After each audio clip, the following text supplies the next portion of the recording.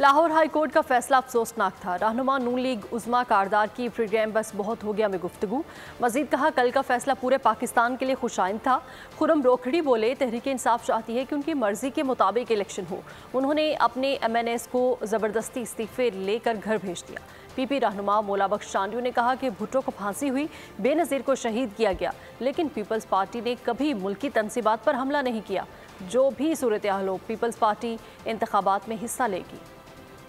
یہ بہت افسوسناک ایک فیصلہ تھا جو کہ لاہور ہائی کورٹ کے چیف جسٹس کی طرف سے کروایا۔ ہم نے ہر حالت میں الیکشن کی طرف جانا اور بہت خوش آئند تھا۔ میں کل میرے خیال میں پورے پاکستان کے لیے ایک خوشخبری تھی اور میں چیف جسٹس کو سلوٹ کرتی ہوں۔ They wanted کہ ان کی مرضی کے مطابق انتخاب ہوں۔ انہوں نے حکومتیں قربان نہیں کی، انہوں نے اپنی لیجیٹمیٹ حکومت کو خود ٹھکے دے کے گھر بھیجا اور اس کے بعد انہوں نے رسوا کیا اپنے تمام لوگوں کو۔ ہمارے جب قائدین کو قتل کیا جا رہا تھا تب بھی ہم عدالتوں پہ حملے نہیں کر رہے تھے، تبھی فوجی جوانوں کو آگ نہیں لگا رہے تھے، تبھی فوجی ترتیبات کی توہین نہیں کر رہے تھے۔ انتخاب میں حصہ لیں گے، جو بھی صورتحال بنی اس پہ ہم لڑیں گے۔ اللہ پر بھروسہ ہے، عوام پر بھروسہ ہے۔ سبسکرائب کریں اور بیل دبائیں تاکہ کوئی خبر رہ نہ جائے۔